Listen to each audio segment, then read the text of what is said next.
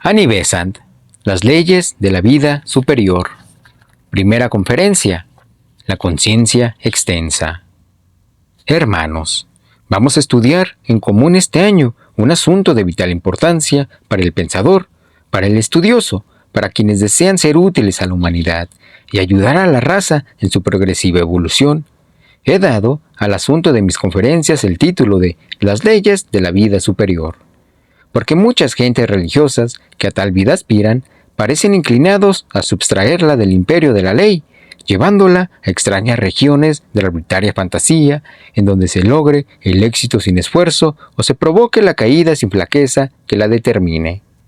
La idea de que la espiritualidad no está sujeta a la ley parece natural a primera vista, porque encontramos correspondiente analogía en los medios por los cuales han llegado a dominarse las leyes del plano físico en proporción inversa a como fueron desdeñadas y desconocidas.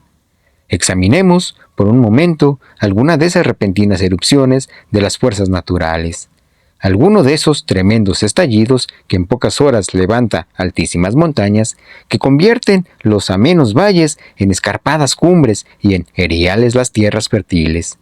El hombre pudo ver antes en estas erupciones algo arbitrario, algo cataclístico, inopinado, caótico y fuera del orden normal de la evolución, pero ulteriores estudios nos han enseñado qué tan armónica es la erupción de un volcán como el paulatino levantamiento del fondo de los mares que al cabo de miles de años llega a ser cordillera de montañas.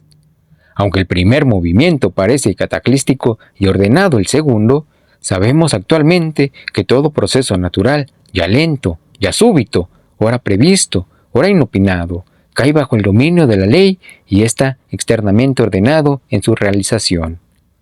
Lo mismo ocurre en el mundo espiritual. Podemos ver alguna vez erupciones aparentemente repentinas de las fuerzas espirituales, cambios súbitos en la vida de un hombre, mudanzas inesperadas y completas de carácter y aún la entera transformación de la naturaleza de un hombre en una hora.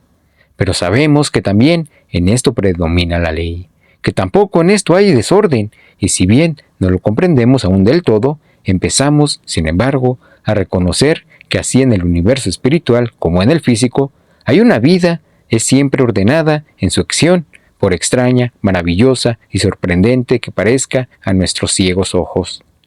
Detengámonos, por lo tanto, en la idea de la ley para indagar su significado. Después de explicar lo que entiendo por ley, trataré de demostraros que, sin duda alguna, a una parte de todo religión y de toda idea religiosa, hay una conciencia más extensa que la que actúa en el cerebro y en el sistema nervioso. Una conciencia más amplia que aquella a que llamamos la conciencia del hombre despierto. Luego trataré de demostraros cómo esta más amplia conciencia puede empezar a desenvolverse y acrecentarse por medio del plano reconocimiento de la ley del deber, por el esfuerzo en cumplir perfectamente todas las obligaciones de la vida, y en la tercera y última conferencia pasaremos a la elevada y sublime esfera en donde la ley de la obligación interna releva a la ley de la obligación externa, en donde el deber, que significa pago de deuda, sustituye el sacrificio, que es efusión de vida, en donde todo se hace gozoso y voluntariamente, con entera abnegación, en donde el hombre no ha de preguntar, ¿qué debo hacer?, sino que obra porque el divino flujo fluye por el canal de su vida y no necesita de impulso alguno, llegando a la perfección de la ley interna. Entonces, se hace mayor el hombre por la ley de sacrificio que gobierna el universo y rige el corazón de los hombres, pues el sacrificio humano es débil reflejo del divino sacrificio por el cual fueron creados los mundos y tiene su minúscula reproducción. Su leve destello, donde quiera que el corazón del hombre se arroje a los pies del loto del Señor del sacrificio y llega a ver, de este modo, un canal del divino flujo, un canal de la vida del Logos, estrecho e insignificante en sus comienzos, pero que se va ensanchando hasta recibir de lleno la caudalosa corriente que se sirve del hombre como de un surco por donde se derrama. Veamos ahora lo que hemos de entender por ley. Repetidas veces hallé contradictoria confusión en el significado de esta palabra, cuyas diversas interpretaciones dejan perplejo al estudiante. Al hablar de las leyes del mundo, todos sabéis muy bien lo que significan. La ley del mundo es mudable y cambia con las ideas de la autoridad que la promulga, ya emane esta autoridad de un monarca absoluto, ya de una asamblea legislativa, bien se dicte en nombre de un soberano o bien en el del pueblo que por ella ha de regirse. La ley humana es siempre una cosa tan pronta, hecha como deshecha, es un ordenamiento promulgado y la autoridad que la establece puede asimismo derogarla. Además, las leyes sociales son ordenativas o prohibitivas, dicen, haced esto, no hagáis aquello. Y estas prescripciones están sancionadas por la pena. Si quebrantáis tal o cual ley, sufriréis en consecuencia tal o cual castigo. Por otra parte, cuando estudiamos la sanción penal de las leyes en diferentes países, los castigos que se infligen por el quebramiento de tal o cual mandato, vemos que son tan arbitrarios y mudables como las mismas leyes. No son en modo alguno el resultado de las acciones por la cual se quebrantó la ley, sino que la pena se relaciona siempre con el quebrantamiento y por lo tanto puede variar en toda época. El robo, por ejemplo, está penado en un país con presidio, en otros con azotes, en otros con la mutilación de la mano y en otro con la horca. En ninguno de estos casos tiene la pena equidad alguna con el delito. Pero al hablar de las leyes de la naturaleza, no significamos con ellas nada parecido a lo característico de las leyes humanas. Las leyes de la naturaleza no están promulgadas por una autoridad, son el estatuto de las condiciones bajo las cuales ocurren invariablemente ciertos hechos. No es ordenamiento, sino estatuto de condiciones.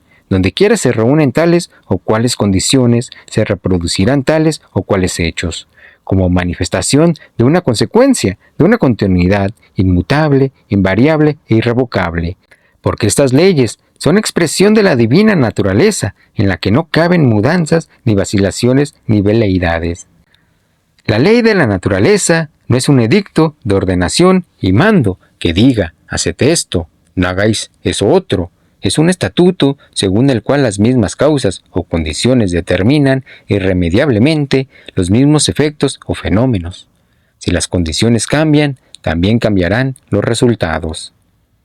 Ninguna pena arbitraria está relacionada con la ley de la naturaleza, porque la naturaleza no castiga. En la naturaleza encontraréis el estatuto de las condiciones, la continuidad de los hechos y nada más. Estableced tal o cual condición y obtendréis tal o cual consecuencia como inevitable resultado de la ley, pero no como arbitraria imposición de pena. Aún podemos ampliar el contraste entre la ley de la naturaleza y la ley del hombre. La ley humana puede quebrantarse, pero no la ley de la naturaleza. La naturaleza no admite transgresión de su ley. Podréis quebrantar las leyes humanas, no de la naturaleza, que permanece inmutable a pesar de cuanto hagáis por contrariarla. Aunque os estalléis en 1000 pedazos contra ella, subsistiría inmutable y firme como roca o cuyo pie se deshace en las olas en espuma. Tal es la ley de la naturaleza, un estatuto de condiciones, de consecuencias invariables, de hechos inquebrantables. Tal es la ley, así debéis considerarla al encontraros con ella tanto en la vida superior como en la inferior. De este modo tendréis el sentimiento de perfecta seguridad, de infinito poder e ilimitadas posibilidades. No estáis en una región de mudables caprichos en donde pueda suceder un día una cosa y mañana otra, sino que podéis obrar con absoluta certeza del resultado. No sois capaces de variar la ley a vuestro antojo, ni vuestras tornadizas acciones pueden alterar la voluntad eterna. Podéis obrar confiados en el resultado de la acción porque descansáis en la realidad, que es la única ley del universo. Pero hay algo necesario para obrar con seguridad y paz en el reino de la ley: el conocimiento. Las mismas leyes, que mientras estamos ignorantes de ellas, pueden llevarnos en vaivén de una parte a otra, frustrar nuestros planes, esterilizar nuestros esfuerzos, desvanecer nuestra esperanza y dejarnos al nivel del polvo. Pueden también ser nuestras sirvientes, nuestros auxiliares y nuestros apoyos para la elevación cuando el conocimiento reemplaza a la ignorancia. Una vez más, me he de repetir aquellas palabras de un sabio inglés que debieran esculpirse en letras de oro. La naturaleza se domina por la obediencia. Conoced la ley, obedecedla, obrad de acuerdo con ella, y, alzándoos con su fuerza infinita, os conducirá a la meta que deseéis alcanzar. La ley, que es un peligro mientras la ignoramos, se convierte en salvación cuando la conocemos y comprendemos. Ved cómo la naturaleza física nos ha enseñado esta admirable verdad en pasadas épocas. El lívido rayo que cae del tormentoso cielo derruye las altas torres y arruina los edificios levantados por arte de arquitectura. ¡Cuán terrible, cuán dañino, cuán misterioso! ¿Cómo podrá el débil hombre afrontar el fuego del cielo? Pero el hombre aprendió a someter ese mismo fuego a su dominio bajo el yugo del conocimiento, y de él se sirve para transmitir sus palabras a través de tierras y mares, uniendo en un instante, con los lazos de la comunicación y simpatía, al Hijo y al Padre que están separados por miles de kilómetros de distancia. El rayo destructor se ha convertido en el fluido eléctrico que infunde esperanza y vida a los ansiosos padres, que envían mensajes de amor y buena voluntad a través de los montes y por encima de las olas. La naturaleza queda subyugada y sus fuerzas se ponen a nuestro servicio, en cuanto aprendemos a obrar de conformidad con ellas. Así sucede arriba y abajo con todas las demás fuerzas, así en cada región del universo visible e invisible. Por lo tanto, debemos conocer las leyes de la vida superior si queremos vivir con ella. Conocedlas y os elevarán a la meta, pero si las ignoráis, se frustrarán vuestros esfuerzos y ningún resultado obtendréis de vuestra obra. Tratemos ahora de lo que he llamado conciencia extensa. Es necesario considerarla desde dos puntos de vista. Primero, desde el acostumbrado en Oriente, que estudia la conciencia en lo interior y tiene por su ínfima manifestación la que actúa en el cuerpo físico como un limitado aspecto de la conciencia extensa. Y segundo, desde el punto de vista familiar en Occidente, porque como las ciencias y el pensamiento de Europa se han difundido por los países orientales, con trazas de adaptarse a los entendimientos, conviene demostrar que entre muchos sabios nutridos con la conciencia materialista de Occidente, cunde la convicción de que hay una conciencia más extensa que la del cerebro físico, que trasciende el cuerpo y es causa de hechos maravillosos y enigmáticos que dan motivo a vivas, polémicas y profundas observaciones con objeto de explicarlos según la ley. La investigación experimental en el plano físico condujo a los sabios de Occidente al mismo resultado obtenido en Oriente por la práctica del yoga según las enseñanzas orientales, es decir, el desenvolvimiento de la conciencia extensa que de arriba a abajo contempla el plano físico. Los psicólogos orientales, fundados en el reconocimiento del yo y viendo que el yo actúa en distintos cuerpos y explican por deducción sus actos en el plano físico. Los psicólogos occidentales parten, por el contrario, del plano físico, estudiando primeramente el cuerpo y después la conciencia en él. Ascienden lentamente, peldaño tras peldaño, hasta trascender las ordinarias condiciones del cuerpo físico y producir artificialmente estados de conciencia para cuya explicación forjan vagas, hipotéticas teorías. El procedimiento es algo extraño y no muy seguro, pero no obstante conduce, aunque trabajosamente, al mismo fin logrado ya desde muy antiguo por la espiritual intuición de los videntes. Este es el asunto de que vamos a tratar. No hay precisión de definir la conciencia despierta, o sean las facultades pruebas de la vida cotidiana. En Occidente se empieza el estudio de esta conciencia por el del cerebro y del sistema nervioso, y hubo un tiempo, hace cosa de 25 años, que la psicología necesitaba por base al estudio de la fisiología. Los sabios decían, debemos empezar estudiando el cuerpo y el sistema nervioso con las leyes de su funcionamiento y las condiciones de su actividad, pues sólo así podremos comprender después la acción del pensamiento y las funciones de la mente. Los conocimientos fisiológicos darán base a la psicología racional. No afirmaré que de esta opinión participen los estudiantes más adelantados de Occidente, pero aunque funden sus estudios psicológicos en los fisiológicos, podrán lograr muy notables resultados, como sucede siempre que los hombres interrogan sinceramente a la naturaleza. En un principio advirtieron los sabios occidentales que la conciencia del hombre no se contraía al estado de vigilia, y en consecuencia empezaron a estudiar el sueño con objeto de analizar y comprender la acción de la conciencia mientras el cuerpo estaba dormido. Ordenaron los hechos luego de reunir gran número de ellos, pero vieron que sus investigaciones no eran satisfactorias por la dificultad de eliminar las condiciones cuyo estudio no era necesario. A veces, el sueño provenía de una alteración funcional de los órganos del cuerpo, otras de indigestión o hartazgo.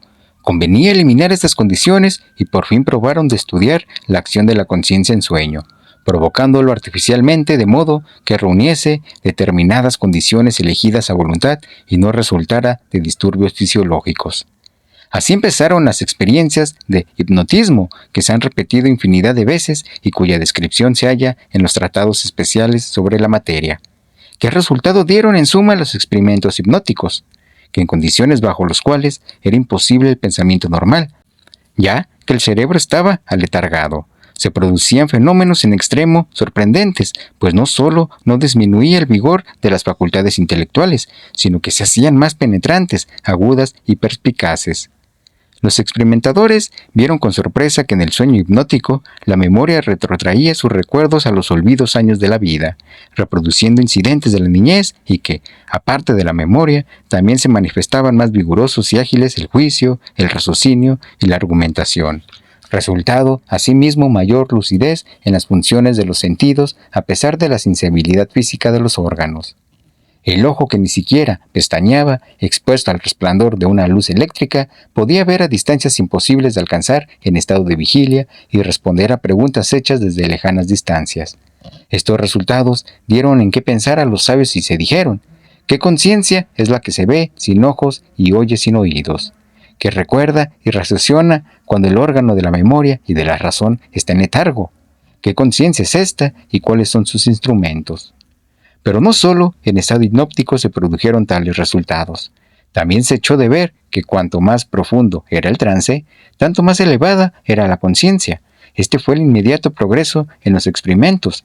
El trance poco profundo solo mostraba cierta viveza de facultades, pero en cuanto aumentaba la intensidad del estado hipnótico, brillaba con mayor esplendor las manifestaciones de la conciencia.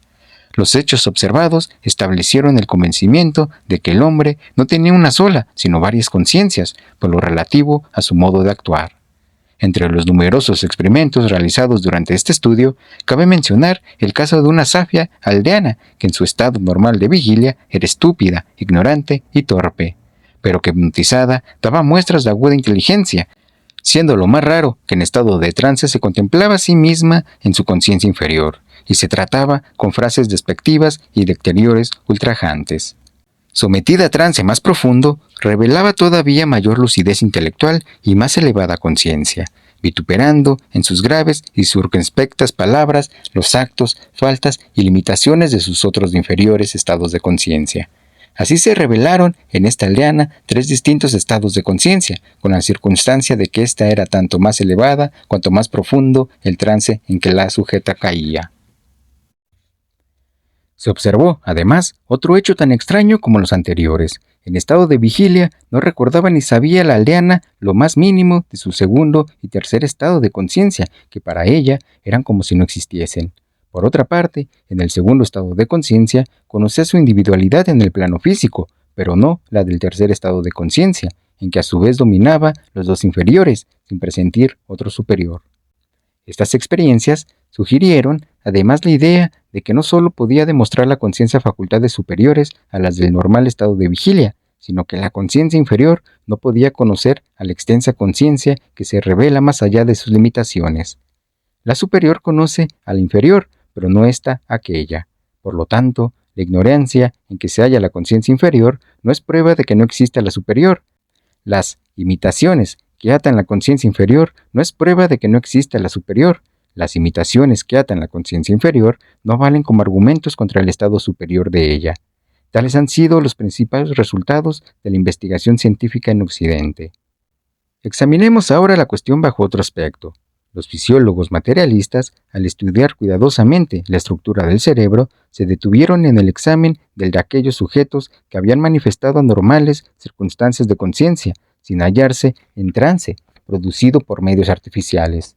Esta escuela fisiológica puede resumirse en la afirmación de Lombroso al decir que el cerebro del genio es tan anormal y tan enfermizo como el del loco, infiriendo de ello que las manifestaciones cerebrales que se aparten de lo vulgar y corriente están determinadas por enfermedad del órgano y tienen la demencia por inevitable término.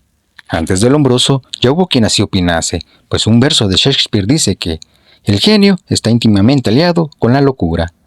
No hubiera sido muy nocivo en sí misma esta afirmación a no haber llegado a la amplitud que le da la escuela del Lombroso, pues en este concepto es un arma de terrible filo contra las prácticas religiosas. Hay discípulos de esta escuela que, basando conclusiones en hechos fisiológicos, afirman que el cerebro se desequilibra cuando responde a ciertos estímulos a que no puede responder el cerebro normal. Y dando mayor latitud a esta idea, se adelantan más allá y dicen: he aquí la explicación de todas las prácticas religiosas. Siempre hubo místicos, videntes y visionarios. Todas las religiones nos ofrecen testimonios de hechos anormales, relatos de visiones y de fenómenos que el cerebro sano y equilibrado no es capaz de percibir. El visionario es un neurópata, un desequilibrado, un enfermo mental, ya se trate de un sano o de un sabio. Todas sus atestiguaciones de fenómenos relativos al mundo invisible son sueños de la mente desequilibrada que funciona en un cerebro enfermo. Sorprendidas las gentes religiosas por semejante afirmación, no saben qué responder a la para ellos aturdente blasfemia de que los santos no son sino neuroasténicos y desequilibrados. Esta idea parece como si correyera en su misma raíz las esperanzas de la humanidad, desmintiendo abiertamente los testimonios de la realidad de los mundos invisibles. Sin embargo, puede responderse fácilmente a tan audaz afirmación, pero antes conviene explanar las condiciones de la respuesta, a fin de que sea la más amplia posible. Supongamos verdadero todo cuanto afirma la escuela del Lombroso. Supongamos que los genios más excelsos de la humanidad en religión, ciencia y literatura hayan sido neuroasténicos de enfermizo cerebro. ¿Qué tendremos con ello? Cuando aquilatamos el valor de lo que un hombre da al mundo, no atendemos el estado de su cerebro, sino a las consecuencias que su obra produce en el corazón, la conciencia y las acciones de los hombres. ¿Qué importaría, pues, que cada santo fuese mellizo de un lunático y cada visión de Dios y de los devas fuese resultado de anormalidad cerebral? Por la valía de lo que le dan al mundo, hemos de justipriciar su mérito.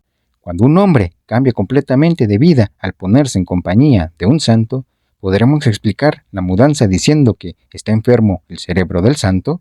Si así fuese, resultaría la enfermedad del santo mucho más provechosa que la de salud del pecador, y el cerebro normal del genio 1000 veces más útil a la humanidad que el cerebro normal de hombre ordinario. Al preguntar qué nos ha dado los genios y los santos, vemos que de estos neurópatas, de estos desequilibrados, surgieron las grandes verdades que estimulan los humanos esfuerzos, que nos consuelan en nuestras tristezas y que, descendiendo de Dios al hombre, nos elevan sobre el temor a la muerte, revelándonos nuestra inmortalidad. ¿Qué importa el mar verde que los fisiólogos quieran poner al cerebro? Yo reverencio a quienes dieron a la humanidad las verdades por las que vive. También podemos responder diciendo que está muy lejos de la verdad la afirmación de la escuela del Lombroso. Convengamos en que tiene algo de razón en la concerniente a las condiciones fisiológicas, y es lógico que así sea, porque el cerebro normal del hombre, como resultado de su evolución en la presente etapa, es el más a propósito para relacionarse con los ordinarios objetos del mundo, con los negocios mercantiles, la astucia del fraude y las opresiones del débil por el fuerte. El cerebro normal del hombre está bien dispuesto a tomar parte en las tormentosas agitaciones de la vida, en el bullicio del mundo, en los sucesos cotidianos, pero no esperéis que la conciencia superior se manifieste por medio de un cerebro nutrido con groseros alimentos, esclavo de las pasiones y siervo de la crueldad y del egoísmo. ¿Cómo esperar de este cerebro respuesta alguna a los espirituales impulsos de la conciencia superior, ni la más leve sensibilidad a las delicadas vibraciones de los mundos sutiles? Este cerebro es el producto de la evolución pasada y representa lo pasado.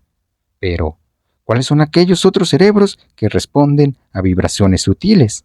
Son los que guardan promesas para los futuros y nos enseñan lo que será la evolución venidera, no lo que fue la evolución pasada. Por razón misma de su más útil y desarrollada naturaleza, se ven los que van a la vanguardia de la evolución mucho más fácilmente, perturbados por las groseras vibraciones del mundo inferior que los que están normalmente educadas en ellas. Por el mero hecho de que su cerebro responde a las vibraciones sutiles, resulta menos apto para responder a las groseras del mundo inferior.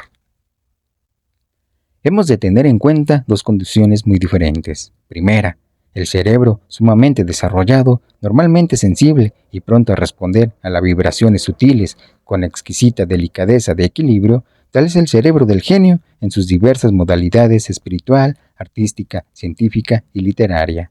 Segunda, el cerebro normal, que por influjo de intensas emociones se hace anormalmente sensitivo, quedando más o menos desquiciado, tal es el cerebro de los devotos, místicos y videntes. El primero está normalmente bueno y sano, pero no muy bien educado a los requerimientos de la vida inferior, de lo que procede su desdén por los ordinarios negocios de la vida. Con facilidad le hieren las vibraciones violentas y por ello son a menudo irritables e impacientes y sujetos a mayor o menor riesgo de perturbación. El delicado equilibrio de su complicado mecanismo nervioso se desarregla mucho más fácilmente que el recio y bien ajustado mecanismo de los cerebros menos desarrollados. Al fin de su evolución habrán ganado esos cerebros en estabilidad y flexibilidad, pero actualmente pierden fácilmente el equilibrio. Los segundos, normalmente incapaces de responder a vibraciones sutiles, solo pueden elevarse al necesario punto de tensión por medio de un choque que lesione su mecanismo y produzca desórdenes nerviosos. Las emociones violentas, el ardiente anhelo de alcanzar la vida superior, el prolongado ayuno, la oración concentrada, todo cuanto tienen los nervios, dará al cerebro la suficiente sensibilidad para responder a las vibraciones de los planos sutiles. Entonces, sobrevienen las visiones y otros hechos anormales. La conciencia suprafísica encuentra por breve tiempo un vehículo bastante sensitivo para recibir y responder a sus impulsos. El cerebro neuropático no engendra la visión que pertenece a los mundos suprafísicos, pero reúne las condiciones necesarias para que la visión quede impresa en la conciencia física. Por esto, el histerismo y otras enfermedades nerviosas acompañan frecuentemente a dichos fenómenos. Cierto es que cuando se comprende la evolución y prudentemente se le guía, no es la enfermedad nerviosa condición necesaria para realizar estas experiencias, pero no es raro observar que, en muchos casos, las personas vulgares de cerebro anormalmente sensitivo, que no están evolucionadas, que carecen del hábito de inspección interior y de autoanálisis, que ignoran las leyes según las cuales opera la conciencia, parecerán, en el plano físico, menos cuerdas que sus convenientes por su menor cuidado de las cosas de este mundo y su más solicita atención a la de la vida superior. Veamos por qué están expuestas a este peligro. La razón es muy sencilla. Una cuerda floja no emite nota alguna, ponedla en tensión y vibrará. Solo vibra cuando está tensa, pero solo entonces hay riesgo de ruptura. Así sucede con el cerebro. Mientras está aflojado, por decirlo así, responde únicamente a las lentas vibraciones del plano físico y ninguna nota de la celeste música puede resonar con él, porque su materia nerviosa no está suficientemente tensa para responder a vibraciones más rápidas. Solo cuando las emociones violentas le dan tensión puede el cerebro ordinario responder a ellas. De aquí la normalidad manifestada en excitaciones nerviosas como el histerismo o la epilepsia, que ponen la substancia cerebral en condición de responder a vibraciones más rápidas y sutiles que las del plano físico. La atención del sistema nervioso es indispensable para las manifestaciones de la conciencia en la vida superior. Cuando comprendáis bien este hecho, perderá toda su fuerza el ataque de la escuela del hombroso a las prácticas religiosas. La neurosis es natural porque el vehículo físico no puede recibir vibraciones sutiles en su normal estado de evolución. Es preciso refinarlo y ponerlo tenso a fin de que sea capaz de recibirlas. En nuestra actual evolución, rodeados como estamos de groseras circunstancias, magnetismos impuros y perturbadoras influencias de toda especie, no es maravilla que el inepto cerebro, al excitarse para responder a lo superior, quede trastornado por lo inferior y llegue a discordar de las ásperas notas de la tierra. Si miramos a Oriente, veremos cómo previeron este peligro y lo evitaron guardándose de él. Los psicólogos orientales admiten un yo que se envuelve upadi tras upadi, vehículo tras vehículo, un yo que gradualmente va elaborando sus propios instrumentos, elabora un upadi o cuerpo mental, por cuyo medio se relaciona el pensamiento con el mundo exterior. Elabora un cuerpo astral cuyas emotivas potencias tienen expresión en el mundo exterior. Elabora un cuerpo físico. La psicología oriental nos dice que la conciencia elabora cuerpos según sus necesidades. Ahora bien, ¿cómo se disponen estos cuerpos a las necesidades de la conciencia superior? Refinándolos poco a poco y sometiéndolos al dominio de lo superior. De aquí que la meditación esté prescrita como uno de estos medios. pero cuando un hombre quiso progresar rápidamente, vio que lo más acertado era irse al yermo y apartarse temporalmente del mundo para sustraerse de este modo a sus groseras influencias y ponerse en sitio a donde no alcanzaran las vibraciones ásperas. De aquí que estuviese menos expuesto a quedar conturbado por ellas. En los yermos y en los desiertos empezaron a meditar los anacoretas refinando y teniendo su cerebro por la concentración de la mente, por el gradual refreno de la concupiscencia y por la sostenida atención a las cosas superiores. La conciencia, actuando desde lo alto, operaba en el cerebro físico mediante la atención y poco a poco lo iba poniendo más tenso hasta hacerlo capaz de responder seguramente a las vibraciones elevadas. Después se esforzaba en impulsar lo inferior hacia lo alto hasta permanecer indiferente a los estímulos del mundo exterior. La misma insensibilidad que respecto de las vibraciones exteriores logró el hipnotismo por medios artificiales se adquiere mediante el yoga por la completa sustracción de la conciencia a los sentidos orgánicos. La inmediata práctica después de restringir los sentidos era mantener tranquilas las facultades intelectuales y fijar la mente a fin de que, cesando de vibrar, llegara a ser capaz de recibir las vibraciones de lo alto. Una vez la mente reposada y tranquila, sin que deseo alguno pudiera turbar su serenidad, como lago en perfecta calma, se reflejaba en ella el yo, cuya majestad y gloria veía el hombre entre el silencio de los sentidos y la tranquilidad de la mente. Tal es el procedimiento oriental. Vemos desde este punto cómo cambia el cerebro, cómo se refina y desarrolla modificando sus lazos de relatividad según requiere la manifestación de la conciencia superior. Siguiendo esta línea de autodisciplina o yoga, ¿cuáles serán las condiciones evolutivas del cerebro? Primero, pureza de cuerpo. Segundo, refinamiento de cuerpo y creciente complejidad de cerebro. Esto es lo esencial. ¿Acaso es posible suponer que mientras os dominen las pasiones y sus exigencias os perturben, mientras no esté subyugado el cuerpo, seáis capaces de recibir el reflejo del yo en vuestra mente? Debéis aprender a gobernar el cuerpo, a mantenerlo en régimen, dándolo apropiado descanso, conveniente ejercicio y debido alimento para satisfacer todas sus necesidades, de modo que se conserve en salud, no como dueño, sino como obediente siervo de la conciencia. Oíd lo que dice Krishna, verdaderamente, oh Arjuna. El yoga no es para el que come en abundancia, ni para quien se excede en la abstinencia, ni tampoco para quien mucho duerme, ni para el que en demasía vela. Es preciso apartarse de los extremos, no torturar el cuerpo que ha de ser el instrumento, para tampoco concederle aquello por lo que puede creerse señor del yo.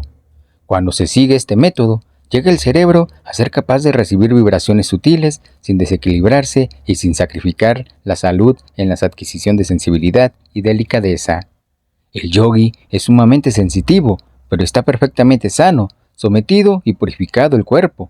Podemos hacerle sensible a las vibraciones superiores y ponerle en armonía con el son de sublimes notas. Mas, para lograrlo, hemos de apartar nuestro interés de las cosas inferiores y quedar indiferentes a los atractivos del mundo exterior.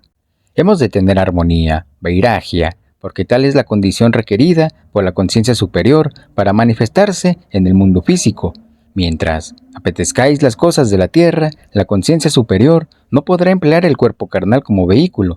Para que se manifieste en este mundo, es preciso emprender el sendero de la inquebrantable devoción al Supremo, con un claro y equilibrado desarrollo de la mente y de las emociones. Hemos de practicar la pureza de la vida, la compasión y la ternura. Hemos de aprender a contemplar al yo en cada uno de cuantos nos rodean, en el feo y en el hermoso, en el potentado y en el desvalido, en la planta y en el deva. Verdaderamente, ve quien ve el yo en todas las cosas y todas las cosas en el yo.